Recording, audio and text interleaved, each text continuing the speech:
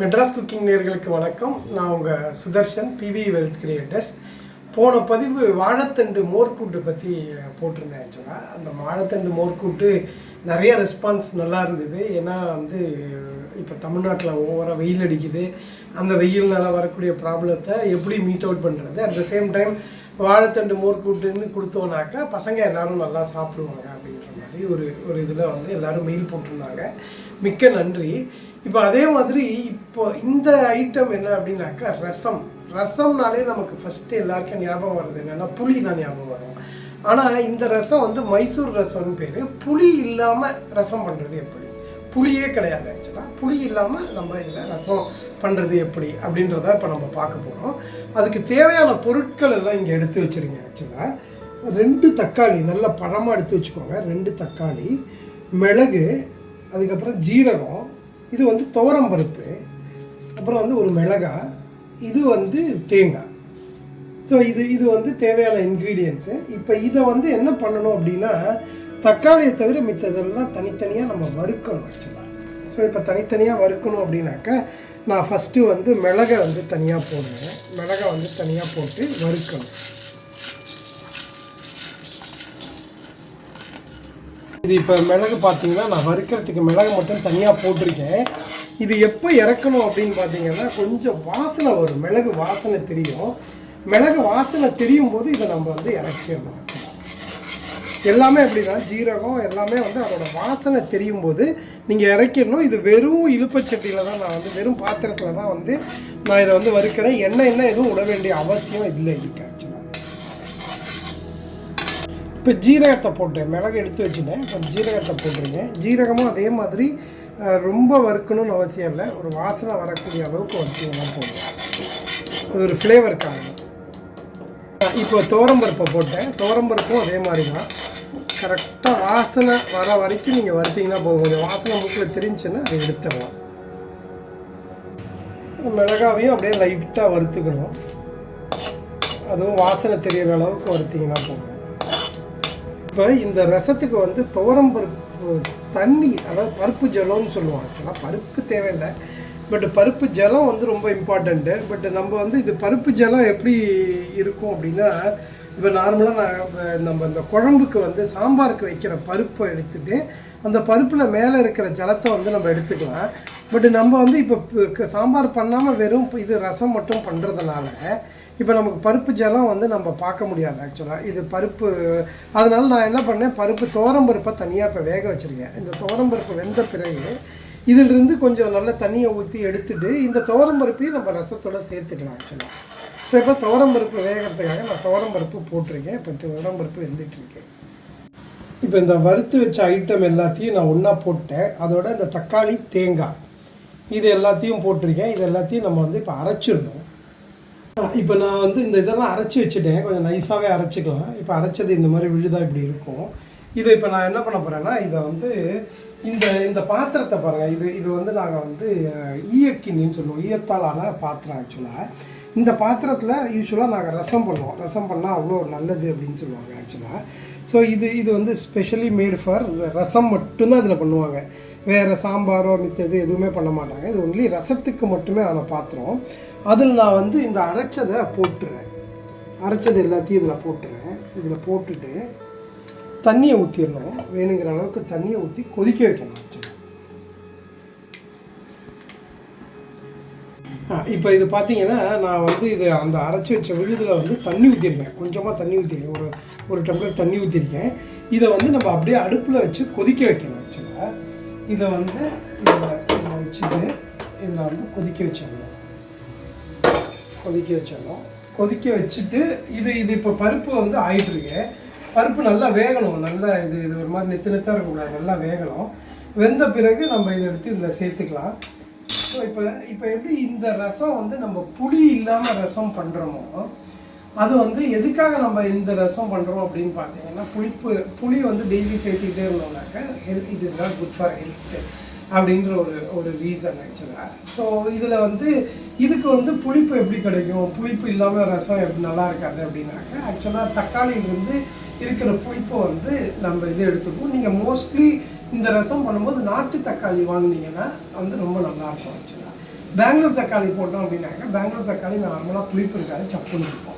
So இப்போ நம்ம investment சைடுக்கு வருவோம். இங்கே பிவி வெல்த் கிரியேட்டர்ஸ்னாலே நம்ம வந்து உடனே எதிர்பார்க்கறது வந்து இன்வெஸ்ட்மெண்ட்ஸில் தான் நம்ம எதிர்பார்ப்போம். ஆக்சுவலாக நம்ம வந்து இப்போ இது இப்போ போன தடவை வாழைத்தண்டில் நான் பேசினப்போ ஹெல்த் இன்சூரன்ஸ் பற்றியும் எமர்ஜென்சி ஃபண்டு ஒன்று வச்சுக்கணும் அப்படின்றத பற்றியும் நான் பேசியிருந்தேன். ஆக்சுவலாக அது பேசினதுக்கு ஒரு மெம்பர் வந்து நல்ல ஒரு இது போட்டிருந்தாங்க, மெயில் போட்டிருந்தாங்க.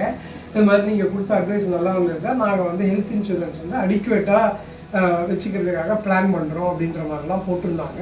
ஃபர்தர் டீட்டெயில்ஸ் கேட்டிருந்தாங்க. அதுக்கு உண்டான மெயில்ஸ் வந்து நான் அவங்களுக்கு அனுப்பியிருந்தேன். ஆக்சுவலாக ஸோ இது வந்து அதே மாதிரி இப்போ நம்ம கவர் பண்ணக்கூடிய டாபிக் என்னன்னு பார்த்தீங்கன்னா ரிட்டையர்மெண்ட் பிளானிங் அப்படின்றது தான் ரொம்ப இம்பார்ட்டண்ட்டான விஷயம். நான் ஆனால் ரிட்டையர்மெண்ட் பிளானிங்கை பற்றி நிறைய பேசிட்டேன். நீங்கள் வந்து இதே சேனலில் வந்து ஃபினான்ஷியல் பிளானிங் ஃபார் லேடிஸ் அப்படின்ற இடத்துல பார்த்தீங்கன்னா ரிட்டையர்மெண்ட் பிளானிங் பற்றியே நான் வந்து ஒரு 3-4 வீடியோஸ் வந்து போட்டிருக்கேன். அப்போ திருப்பி இங்கே வந்து நான் வந்து ரிட்டையர்மெண்ட்டை பற்றி என்ன பேச போகிறேன் அப்படின்னு பார்த்தீங்கன்னா நீங்கள் ரிட்டையர்மெண்ட்டில் ஒரு முக்கியமான அம்சங்கள் நம்ம என்ன பார்க்கணும் அப்படின்றது தான் ரொம்ப ரொம்ப இம்பார்ட்டண்ட்டு.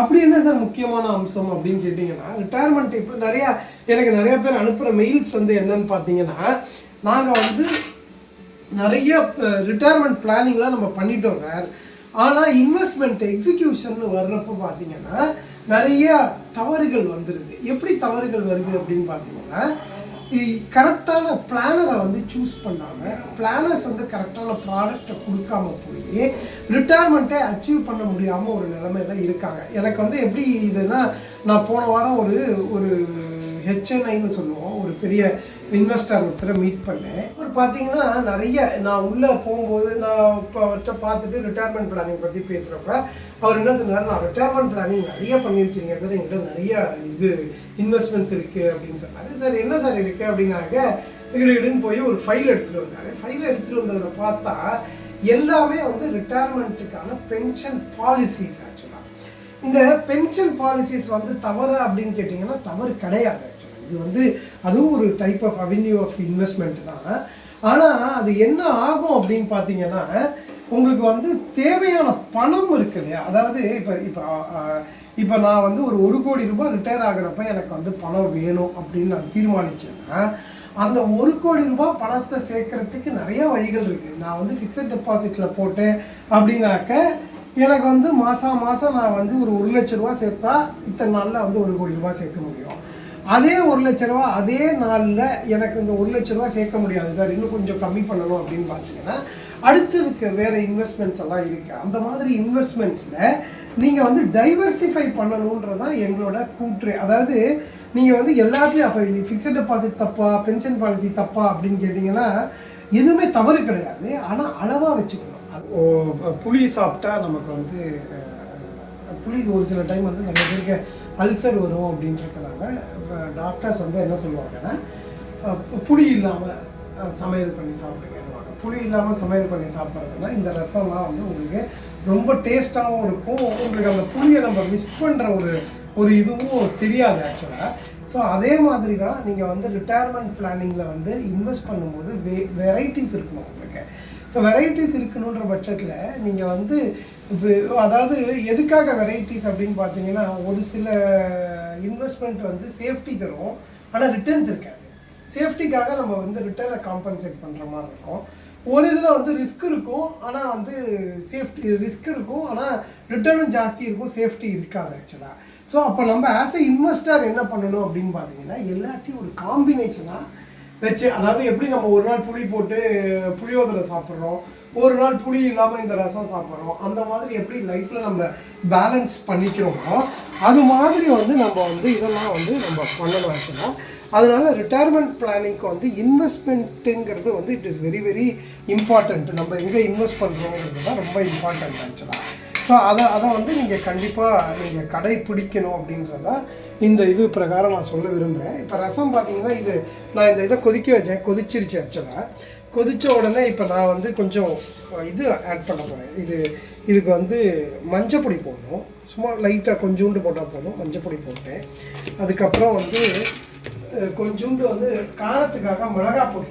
நாங்கள் வந்து இது வந்து ஹோம்மேடு மிளகாய் பொடி ஆக்சுவலாக நாங்கள் வீட்டிலேயே அரைச்சி வைக்கிறது. நீங்கள் வந்து சாம்பாருக்கு என்ன காரத்துக்கு என்ன போடுவீங்களோ அதுவே நீங்கள் வந்து இதுக்கும் போடலாம் ஆக்சுவலாக. ஸோ இதையும் போட்டிங்கனாக்கா இதாகிடும்.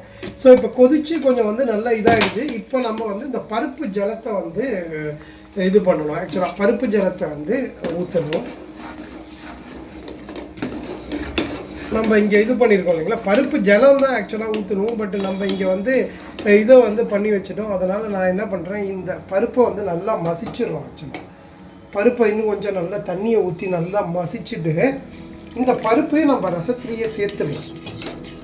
இந்த பருப்பையும் நம்ம வந்து ரசத்துலேயே சேர்த்துட்டோம்னாக்கா அது வந்து நல்லா வாசனையாக இருக்கும் ஆக்சுவலி. ஸோ இது வந்து பருப்பு எதுக்கு சேர்க்கறது நார்மலாக அப்படின்னாக்கா, ப்ரோட்டீன் நான் வெஜிடேரியன் சாப்பிடாதவங்களுக்கு மோஸ்ட்லி வந்து ப்ரோட்டீன்ஸ் வந்து இந்த பருப்பிலிருந்து தான் வரும் ஆக்சுவலாக. அதனால் துவரம்பருப்பு வந்து மோஸ்ட்லி எல்லாத்துலேயும் சேர்ப்பாங்க. துவரம்பருப்பு சேர்த்துட்டேன். ஸோ இப்போ நமக்கு வந்து இது கொஞ்சம் கெட்டியாக இருக்குது. ரசம் வந்து கெட்டியாக இருக்கிறதுனால நம்ம இன்னும் கொஞ்சம் தண்ணியை ஊற்றிக்கலாம். ஆக்சுவலாக இதை வந்து தண்ணியை ஊற்றிக்கலாம். நான் தண்ணி ஊற்றிட்டேன். தண்ணி ஊற்றி ஒரே ஒரு கொதி வந்த உடனே நம்ம வந்து இதை இறக்கிடலாம்.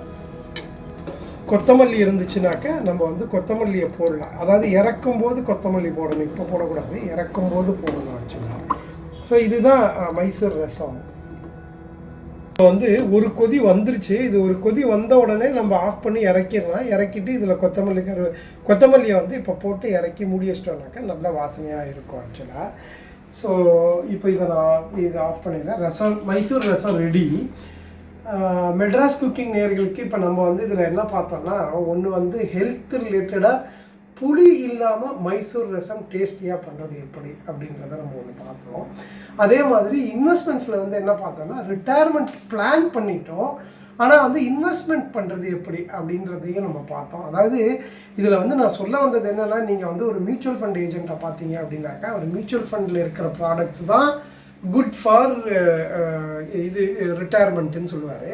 ஒரு இன்சூரன்ஸ் கம்பெனியில் இருக்கிறவரை பார்த்தீங்கன்னா இன்சூரன்ஸ் தான் பெஸ்ட்டுன்னுவாங்க. பேங்கரை பார்த்தீங்கன்னாக்கா பேங்க் ப்ராடக்ட்ஸ் தான் பெஸ்ட்டு அப்படிம்பாங்க. ஸோ ஆனால் அது வந்து கிடையாது அப்படின்றதான் என்னோட கூற்று இந்த இதில் பார்த்தீங்கன்னா. ஸோ அப்போ எப்படி இன்வெஸ்ட் பண்ணணும் அப்படின்னாக்க, எல்லாத்துலேயுமே எக்ஸ்போஷர் இருக்கணும். ரிட்டையர்மெண்ட்டை பொறுத்த வரைக்கும் உங்களுக்கு எல்லாத்துலேயுமே எக்ஸ்போஷர் இருக்கணும். உங்களோட அசட் அலோகேஷன் கரெக்டாக இருக்கணும். அப்படி இருந்தால் மட்டும்தான் நீங்கள் வந்து சேஃபாக ரிட்டையர் ஆக முடியும், நீங்கள் பிளான் பண்ண தேதியில். இல்லைன்னா ரிட்டையர் ஆகலாம் ஆட்டோமேட்டிக்காக. உங்களுக்கு ஆஃபீஸில் வேலை செஞ்சுட்டு இருந்தீங்கன்னா 60 வயசில் ரிட்டையர்மெண்ட் வெளியே சொல்லிடுவாங்க.